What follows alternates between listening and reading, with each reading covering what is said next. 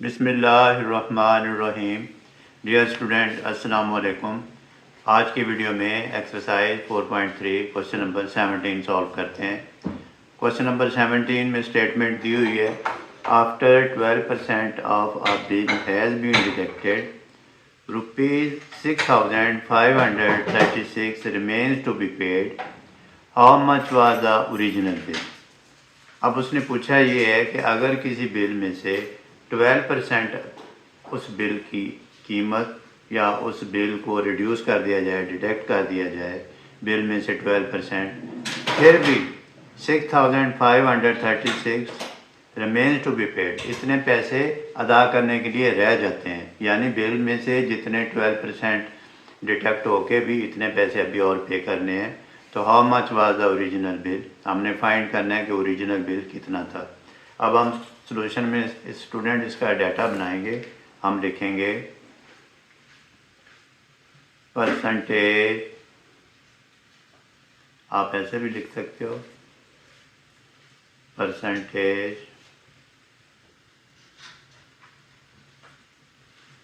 Of bill has been deducted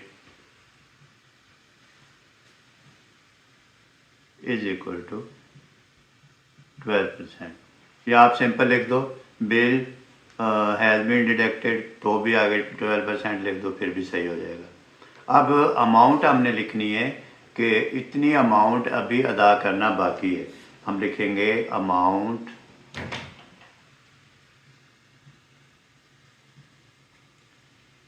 remains to be paid,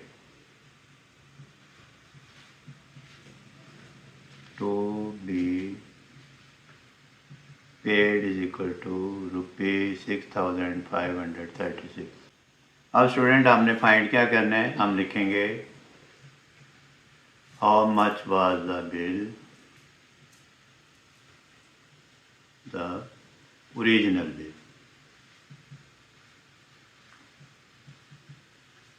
तो ये हमने फाइंड करना है। अब स्टूडेंट इसके दो मेथड हैं सॉल्व करने के, तो दोनों ही मेथड में आपको करवा देता हूँ। तो उम्मीद है आपको जो मेथड पसंद आएगा वही आप अडॉप्ट करेंगे। अब हम लिखते हैं method 1।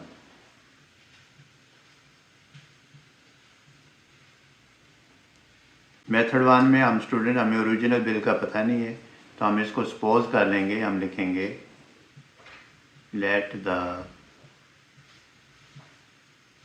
Original bill is equal to X. अब अकॉर्डिंग टू कंडीशन कि ये जो हमारे पास बिल है उसका 12% अगर हम डिडक्ट कर दें तो फिर हमारे पास क्या वैल्यू आ जाएगी, हम पहले फाइंड कर लेंगे। इसके भी आगे दो मेथड हैं, एक तो आप डायरेक्ट ही निकाल लें, एक ये है कि पहले आप उसकी डिडक्शन निकालें, फिर जो रिमेनिंग अमाउंट उसमें ऐड करें, फिर आपके पास टोटल बिल आ जाएगा। तो अब मैं अब दोनों ही मेथड आपको करवा देता हूँ। अब ये हम पहले फाइंड करेंगे let the original bill is equal to X, फिर हम फाइंड करेंगे डिडक्शन उसकी, डिडक्शन, क्योंकि वो पहले हमें परसेंटेज में दी हुई है। Deduction amount is equal to 12% of X. तो ये हमारे पास डिडक्शन अमाउंट आ जाएगी। अब 12% ऑफ एक्स में जितना बिल है वो हम इस बिल में से ये 12% ऑफ एक्स माइनस कर दें तो फिर हमारे पास ये अमाउंट रह जाती है। अब हम इसको सॉल्व करते हैं, लिखेंगे एक्स माइनस 12% ऑफ एक्स, यानी जो एक्स बिल था उसमें ये बिल था, ये उसकी डिडक्शन है, इज इक्वल टू ₹6,536। अब स्टूडेंट इसको कैसे लिखेंगे, लिखेंगे एक्स माइनस 12% का मतलब 12 आउट ऑफ 100, फिर ऑफ का मतलब मल्टीप्लाइड, फिर लिखेंगे एक्स इज इक्वल टू 6,5। अब हम नंबर लिख लेंगे, फिर हम लिखेंगे एक्स माइनस, अब 12 को एक्स से मल्टीप्लाइड कर देंगे, 12x over 100 is equal to 6,536। फिर स्टूडेंट ये एलसीएम आ जाएगा इसका 100, फिर इसका डिनोमिनेटर 1 है, 1 को 100 पे डिवाइड करेंगे 100 आ जाएगा, 100 को x से मल्टीप्लाइड करेंगे तो ये आ जाएगा 100x, माइनस ये 100 डिवाइड 101 माइनस 12x आ जाएगा इज इक्वल टू 6536। फिर 100x में से 12x माइनस करेंगे तो ये हमारे पास वैल्यू आ जाएगी 88x over 100 is equal to 6536। तो स्टूडेंट हमने फाइंड करना है x हमारे पास है ओरिजिनल बिल, अब नीचे वैल्यू है 100, तो अब हम इसको करेंगे x is equal to 6536 multiplied 100, ये नीचे डिवाइड हो रहा है तो उधर जाके मल्टीप्लाइड हो जाएगा, ये मल्टीप्लाइड हो रहा है 88 तो इधर आके डिवाइड हो जाएगा, ये इसको हम डिवाइड कर देंगे 88। फिर स्टूडेंट हमने क्या करना है, इसको पहले सिंप्लीफाई कर लेते हैं ताकि आसान हो जाए। अगर सिंप्लीफाई करेंगे इसको तो फिर ये मल्टीप्लिकेशन मुश्किल हो जाएगी, तो पहले हम ऐसे ही कर लेते हैं इसको। ये लिखें, ये आ जाएगा हमारे पास 653600 डिवाइड 88। अब इसको वर्टिकल फॉर्म में लिख के डिवाइड करेंगे तो हमारे पास इसका आंसर आ जाएगा स्टूडेंट, आपको डिवाइड करके मैं दिखा देता हूँ।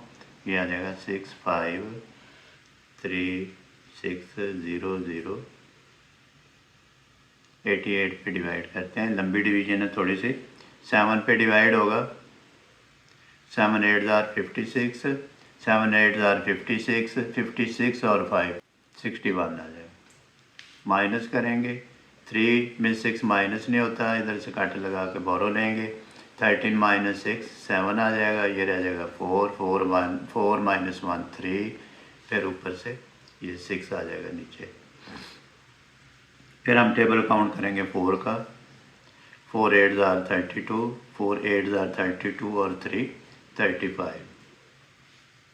फिर माइनस करेंगे, ये 6 है, 6 माइनस 2 4, 7 माइनस 5 2 आ जाएगा 24। अब 24 से ऊपर हम एक ये जो ज़ीरो है इस ज़ीरो को नीचे लेके आएंगे ऐसे।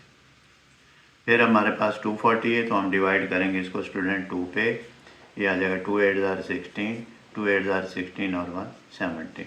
ये फिर माइनस करेंगे, इधर से माइनस नहीं होता, बोरो लेंगे, ये हो जाएगा 10, 10 माइनस 6 4 आ जाएगा, ये 3 है हमारे पास, यहाँ से बोरो लेंगे 13, 13 माइनस 7 6 आ जाएगा, 64 आ गया। फिर आगे से ये जो ज़ीरो रह रही है हमारे पास, इस ज़ीरो को नीचे ले आएंगे, ये हो गया 640। 640 के लिए फिर अगेन टेबल काउंट करेंगे तो ये 7 पे जाएगा, क्योंकि पहले हम इसको कर चुके हैं, ये 616 आ जाएगा ये। फिर इसको बोरो लेंगे, 10 माइनस 6 4 आ जाएगा, और फिर 1 माइनस 1 0 आ जाएगा। जब 4 आ गया तो फिर हम इसका क्या करेंगे, सॉरी ये 3 रह जाएगा, 3 माइनस 1 2 आ जाएगा। फिर हम पॉइंट लगाएंगे और फिर 0 पुट कर देंगे, फिर ये डिवाइड होगा स्टूडेंट 2 पे। फिर इसको डिवाइड करेंगे, 2 8 16 और ये आ जाएगा 17, ये माइनस आ गया, इधर से कट लगाया, ये 4 आ गया, ये 3 है, ये 13 हो जाएगा, 13 माइनस 7 6 आ जाएगा। फिर 64 आ गया, फिर हम 0 एक और पुट करके एक और डेसिमल फाइंड करें, फिर ये डिवाइड होगा 7 पे, ये आ जाएगा 660। फिर माइनस करेंगे, 640 में से ये माइनस करेंगे तो ये आ जाएगा 10, 10 माइनस 6 4, ये रह जाएगा 3, 3 माइनस 1 2। तो ये 2 dB तक वैल्यू निकाली आपने। अब मैं इसको आंसर लिख देता हूँ, 7427.27। तो स्टूडेंट ये था हमारा ओरिजिनल बिल, हम लिख देंगे hence the original bill is equal to ₹7427.27। 2 dB तक वैल्यू निकालना ज़रूरी है। अब मैं आपको इसका सेकंड मेथड करवाता हूँ जो इससे ज़्यादा सिंपल होगा। सेकंड मेथड करते हैं इसी क्वेश्चन का। हम इसमें सपोज कर लेंगे, हम लिखेंगे let the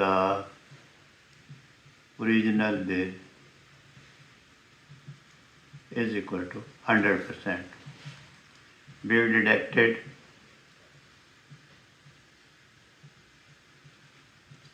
is equal to 12%, remaining bill